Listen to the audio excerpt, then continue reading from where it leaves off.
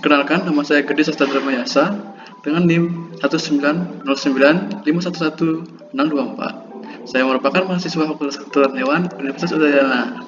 Video kali ini bertujuan untuk memenuhi suatu tugas dari mata kuliah bakteriologi dan ekologi veteriner.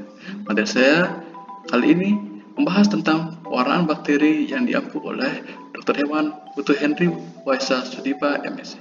Kita langsung masuk kepada materinya. Seperti yang sudah saya katakan, sebelum memasuki teknik pewarnaan, saya akan membahas tentang pewarnaan bakteri terlebih dahulu. Pewarnaan bertujuan agar bakteri dapat terlihat oleh mikroskop, karena pada dasarnya bakteri tidak memiliki warna. Selain itu, tujuan dari pewarnaan untuk dapat mengklasifikasikan atau mengidentifikasi bakteri, memperjelas ukuran bakteri, melihat struktur dan organel pada bakteri, melihat reaksi jasa terhadap pewarna yang diberikan sehingga sifat-sifat fisik dan kimia dapat diketahui. Langkah-langkah yang umum dalam teknik pewarnaan. Yang pertama, pembuatan olesan bakteri. Olesan bakteri tidak boleh terlalu tebal atau tipis. Melekatkan bakteri pada objek gelas dan membunuh bakteri tanpa menyebabkan terlalu banyak perubahan bentuk dan struktur bakteri dikenal dengan nama fiksasi. Fiksasi ini merupakan proses kedua setelah pengolesan bakteri.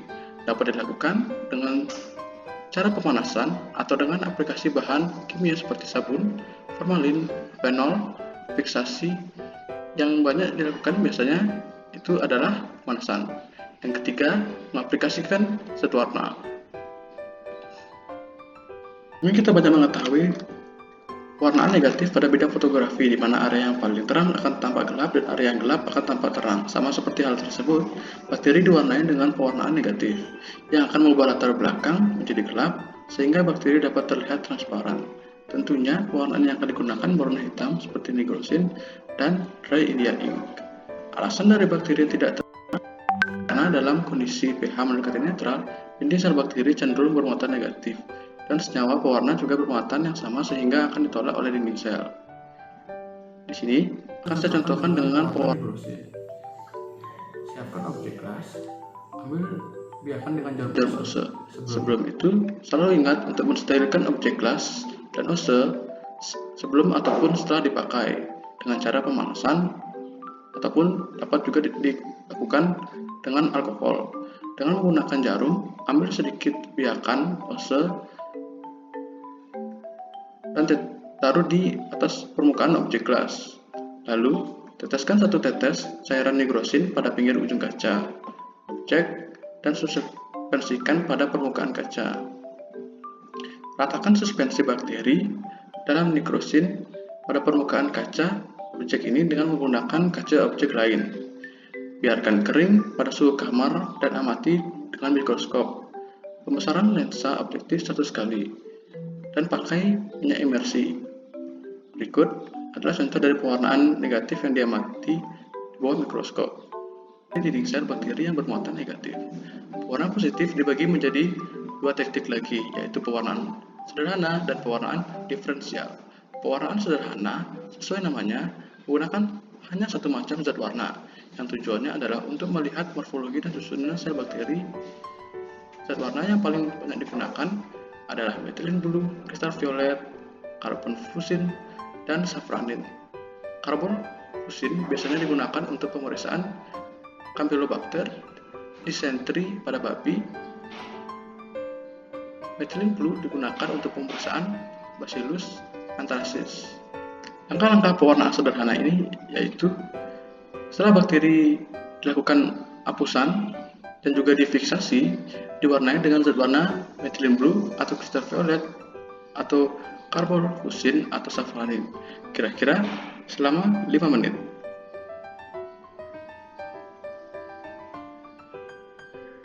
Sediaan kemudian dicuci dengan air, dikeringkan dalam udara kamar, dan diperiksa di bawah mikroskop. Berikut adalah pewarnaan bakteri dengan pewarnaan sederhana, methylene blue. Pewarnaan diferensial dibagi menjadi pewarnaan gram dan pewarnaan tahan asam. Pewarnaan gram atau metode gram adalah suatu metode untuk membedakan spesies bakteri menjadi dua kelompok besar, yakni gram positif dan gram negatif. Berdasarkan sifat kimia dan fisik inisial, bakteri gram positif akan berwarna ungu biru dan bakteri gram negatif akan berwarna merah. Bakteri gram positif tidak mengalami dekolorisasi karena tetap mengikat warna violet. Alasannya karena terdapat selapis dinding sel berupa peptidoglikan yang tebal. Pori-pori dinding sel menyempit oleh alkohol, sedangkan bakteri gram negatif mengalami dekolorisasi oleh alkohol. Jamur juga diwarnai dengan pewarnaan gram. Jadi, fungi yang termasuk dalam yeast termasuk dalam gram positif, sementara fungi yang memiliki hifa atau mold termasuk dalam gram negatif. Hal tersebut dapat terjadi akibat perbedaan ketebalan dinding sel kedua jenis fungi, sama halnya seperti gram positif dan gram negatif. Langkah-langkah dari pewarnaan gram adalah setelah dibuat lapisan bakteri dan difiksasi, warna dengan larutan kristal violet selama 60 detik. Di gambar di bawah, dari warna tersebut adalah gambaran bakteri pada mikroskop selama 60 detik penuh sebagai pewarna dasar. Lalu dicuci dengan air yang membilas sebentar saja. Lalu tetesi dengan larutan garam iodin dan biarkan selama 60 detik, juga sebagai mordant yang berfungsi untuk mengintensifkan warna. Lalu cuci lagi dengan air secara seksama. Cuci dengan larutan alkohol 95% sampai warnanya terhapus, biasanya selama 15 detik sebagai dekolorisasi untuk melunturkan warna dasar.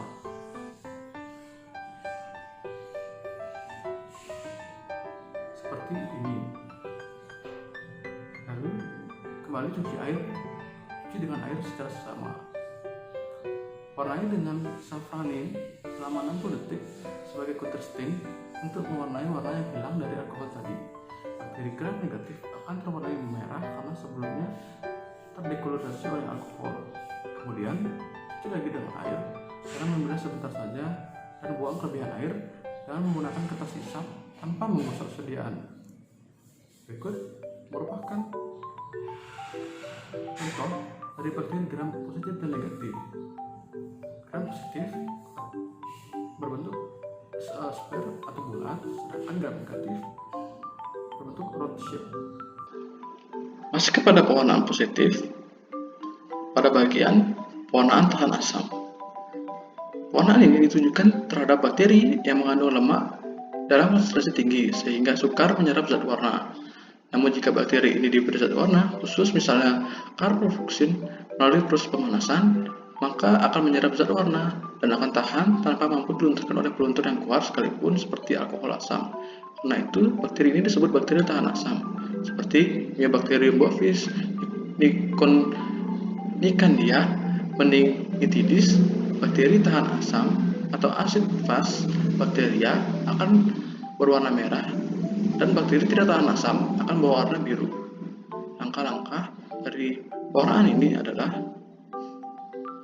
penghapusan dengan pewarna karbofluksin selama 5 menit. Lalu akan terlihat pada mikroskop seperti gambar di bawah. Lalu panaskan selama 5 menit dengan api kecil, jangan sampai mendidih. Setelah dipanaskan,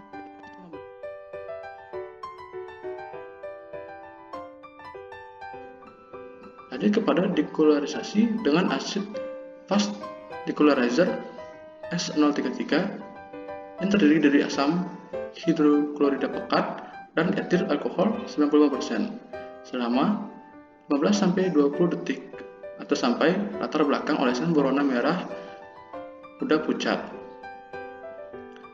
Lalu kembali cuci dengan aqueous atau air suling. Counter stain dengan methyl blue selama 30 detik, lalu dikeringkan dan diperiksa di bawah mikroskop. Bakteri tahan asam, acid fast, akan berwarna merah, dan bakteri tidak tahan asam akan berwarna biru. Berikut merupakan contoh bakteri di bawah pengamatan mikroskop. A merupakan bakteri tidak tahan asam, sementara B merupakan bakteri yang tahan asam. Selain pewarnaan positif tadi, masih ada pewarnaan Giemsa. Metode pewarnaan ini banyak digunakan untuk mempelajari morfologi sel-sel darah, sel-sel lin, sel-sel sumsum, dan untuk mengidentifikasi parasit-parasit darah, dan juga untuk mengidentifikasi bakteri antraks. Ada juga bakteri lain yang diidentifikasi dengan pewarnaan Giemsa seperti Mycoplasma haemophilus, Borrelia anserina, dan Dermatophilus cumulensis. Bacillus anthracis atau bakteri antraks akan berwarna ungu apabila diwarnai dengan Giemsa. Selain bakteri tadi, Giemsa juga dapat digunakan untuk mewarnai nukleus dan digunakan untuk identifikasi dari genus Rickettsia. Warna Giemsa pada apus darah yang sudah kering diawali dengan pembuatan larutan campuran yang terdiri dari fosfat buffer salin atau PBS dengan pH 7,2 dengan larutan Giemsa perbandingan 9:1. Larutan kemudian dimasukkan ke dalam staining jar dan kemudian diaduk dengan menggunakan batang pengaduk atau magnetic stirrer sampai menjadi homogen. Preparat apus darah selanjutnya dimasukkan ke dalam staining jar dan ditunggu selama 1 jam. Preparat kemudian diambil dan dicuci dengan air suling atau aqueduct dengan menggunakan pipet tetes secara perlahan. Preparat yang sudah dicuci kemudian dikeringkan dengan diangin-anginkan pada suhu ruangan sampai kering. Kemudian dilihat pada mikroskop. Berikut merupakan contoh dari pewarna Giemsa pada bakteri antraks. Terlihat bakteri antraks berwarna ungu. Kemudian kita akan masuk ke pewarnaan khusus. Jenis-jenis bakteri tertentu, terutama yang tergolong dalam genus Bacillus dan Clostridium, mampu membentuk spora. Bakteri membentuk spora bila kondisi lingkungan tidak optimum. Lagi untuk pertumbuhan dan perkembangannya, misalnya medium mengering, kandungan nutrisi menyusut. Endospora memiliki tingkat metabolisme yang sangat rendah sehingga dapat hidup sampai bertahun-tahun tanpa memerlukan sumber makanan dari luar. Endospora memiliki tingkat metabolisme yang sangat rendah sehingga dapat hidup sampai bertahun-tahun. Seperti yang sudah dijelaskan, spora akan terbentuk apabila kondisi tidak menguntungkan dan akan keluar jika sel induk mati yang dapat tumbuh jika kondisi sudah menguntungkan. Spora ini cukup besar untuk dapat dilihat di mikroskop biasa. Spora bakteri atau endospora tidak dapat diwarnai dengan pewarnaan biasa. Diperlukan teknik pewarnaan khusus, yaitu pewarnaan yang dilakukan dengan metode pewarnaan seperti metode Doerner ataupun menggunakan metode Sacher-Hoover-Boton. Metode Doerner yang menggunakan karbon fusin dan metode Sacher-Hoover-Boton yang menggunakan pewarna malassed green. Kali ini saya akan menjelaskan tentang pewarnaan spora dengan malassed green. Untuk pewarnaan endospora, perlu dilakukan pemanasan supaya cat malassed hijau bisa masuk ke dalam spora. Sebelumnya, tutupi dulu apusan dengan selembar kertas penyerap. Tempatkan objek gelas di atas rak pewarna yang memiliki beaker atau penangas air berisi air panas. Penuhi kertas penyerap dengan malassed green. Berikut gambaran bakteri di bawah mikroskop. Dan biarkan mengukus selama 3-5 menit. Kemudian, keluarkan kertas penyerap bernoda dengan hati-hati dan biarkan dingin selama 1-2 menit. Bila objek gelas secara perlahan dengan air keran, dengan memiringkan slide agar air mengalir di atas noda yang diolesi. Ini untuk menghilangkan pewarna ekstra yang ada pada slide di kedua sisi dan juga menghilangkan pewarna tambahan yang menodai bentuk vegetatif apapun dalam apusan tahan panas. Tambahkan counterstain safranin selama 1 menit.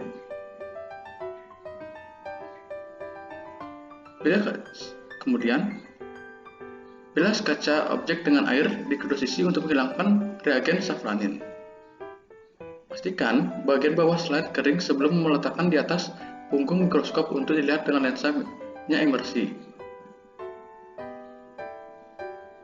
Ini merupakan pewarnaan spora pada contoh berikut terlihat jelas dengan pewarnaan melasit green. Dengan pewarna safranin lebih memudahkan untuk membedakan bagian dari spora ini. Spora pada contoh ini berwarna hijau. Masih kepada pewarnaan khusus, yaitu pewarnaan flagella. Prinsip pewarnaan flagella adalah membuat organel tersebut dapat dilihat dengan cara melapisinya dengan mordan dalam jumlah yang cukup. Dua metode pewarnaan flagella yaitu metode Gray dan metode Leveson. Metode Gray digunakan untuk mendapat hasil yang lebih baik, walaupun dalam metode ini tidak dilakukan pencelupan yang khusus. Bakteri terbagi menjadi beberapa jenis atau atas flagellanya, yaitu ada atrik yang tidak memiliki flagella, monotrik dengan satu flagella pada salah satu ujung selnya, leucotrik memiliki dua atau lebih flagella pada salah satu ujung selnya, amfitrik dua atau lebih flagella di kedua ujung selnya, dan petritrik yang memiliki flagella di seluruh permukaan selnya. Pada pembuatan preparat, tidak boleh menggunakan ose dan tidak boleh dikeringkan pada suhu yang tinggi, karena dapat merusak morfologi dari flagella itu sendiri. Flagella tersebut dapat rontok. Pembuatan preparat dengan meneteskan bakteri pada objek gelas. Cara menyebarkannya pun juga bukan dengan objek gelas kedua, namun hanya dimiringkan, sehingga tetesan mengalir ke ujung satu ke ujung lainnya. Setelah preparat siap, taruh di jembatan pengecetan. Kemudian, genangi preparat dengan larutan mordan selama 4 menit. Larutan mordan terdiri dari 5 ml larutan kalium aluin jenuh dalam aquades, 2 ml larutan asam tanin 20% dalam aquades, 2 ml larutan HgCl2 jenuh dalam aquades, 0,4 ml larutan basik fusin jenuh dalam alkohol 96%. Kemudian, buang sisa cat, cuci dengan air mengalir. Gunakan juga kertas penyerap di atas apusan. Lalu, sambil dihangatkan, juga digenangi dengan ZNA selama 5 menit. Kemudian, buang sisa cat, cuci dengan air mengalir, dikeringkan dengan dianginkan. Lalu, periksa di bawah mikroskop dengan pembesaran 1000 kali dengan penambahan imersi oil atau minyak imersi. Berikut adalah contoh pewarnaan Gray dari pandangan mikroskop. Sekian yang dapat saya sampaikan. Saya harap kritik dan saran yang membangun dari para penonton demi evaluasi saya ke depannya. Saran dan kritik tersebut dapat ditulis di kolom komentar. Itu saja yang dapat saya sampaikan. Saya ucapkan terima kasih.